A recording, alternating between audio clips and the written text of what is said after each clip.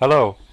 The game I'm going to be looking at today is Scourge of God, the campaigns of the Mongolians, 1206 to 1259 AD. The game was produced by Simulations Canada in 1982. The design, development, and graphics are by S. Newberg. The cover art is by J. Kula. Scourge of God is a game of the early campaigns of the Mongolians under Genghis Khan and his immediate successors. The game is strategic in scope, with turns representing 5 years. One player acts as a leader of the Mongol tribes, and the other as the leaders of the various empires with which the Mongols were in conflict. The general course of play: the player controlling the Mongol forces starts in Central Asia and must try to expand the areas under his control. The Empire's player starts in loose control of most of the map and must attempt to restrict the expansion of the Mongol player. The game is played as a series of 2 rounds. In the first round, one player controls the Mongols and the other player the Empires. In the second round, the game is played again, but this time players reverse the sides they were controlling. At the end of both rounds, each player will have controlled each side once. Each player then totals their victory points score from the 2 rounds, and the player with the highest total is the winner of the game. The rules booklet is printed on a heavy matte paper with a cardstock cover.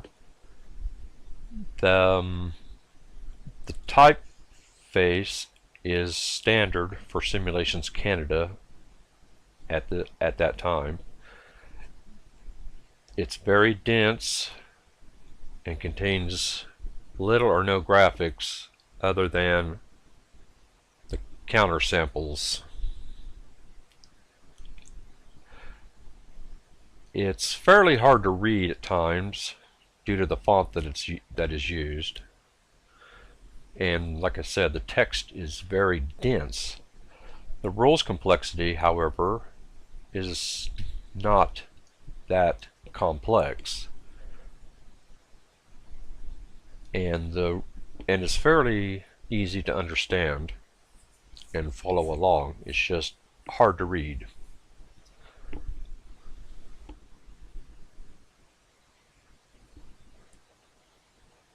The map is printed on a fairly heavy paper. It's unmounted and it has a matte finish.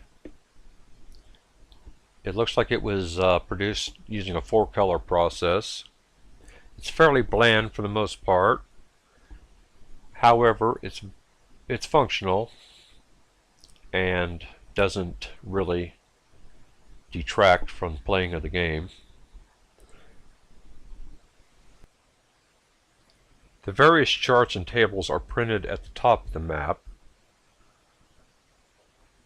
and contain pretty much all the information you'll need regarding the use of the map.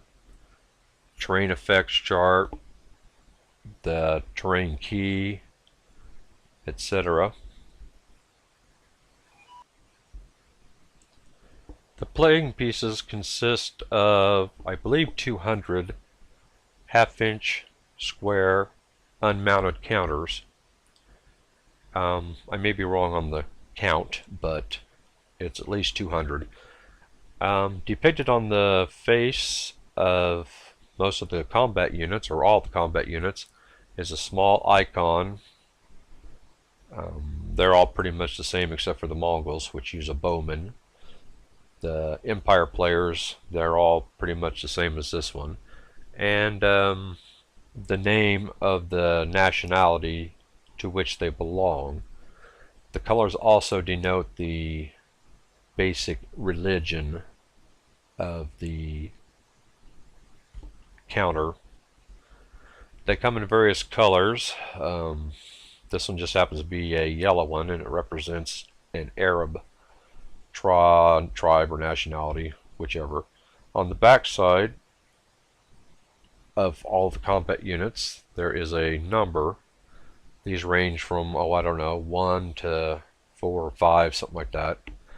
An important thing to note is that the counters the units and the strength on the back, there's an important differentiation. Sometimes the strength on the back and the unit counter can be two different things. I know that doesn't make any sense, but when losses are called for, say due to attrition or combat or something like that, you're going to lose the entire unit regardless of its strength. Now this is a fairly common procedure in most war games, I admit. However, as you'll see later in a sample playthrough, that there is a difference in how they're used.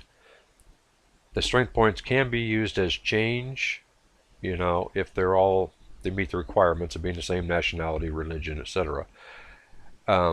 However, like I said, when it comes to attrition or combat or something like that, the entire counter is affected, although the strengths can vary at certain times during the game. So anyway, that's it for the counters. As far as play aids go, they're sorry for the glare there. They're printed at the top of the map, such as the combat results tables and the various attrition tables and so on and so forth. Sorry I had to reach across the table there to film that, and I have a horrible glare which I really can't do anything about at the moment. Anyway, that's just a brief example of some of the components, and we'll start looking at the game rules here in a minute. The game does use a 6-sided die to resolve most of its functions, and when I come back we will look at sequence of play and, like I said, some of the game's basic systems and such.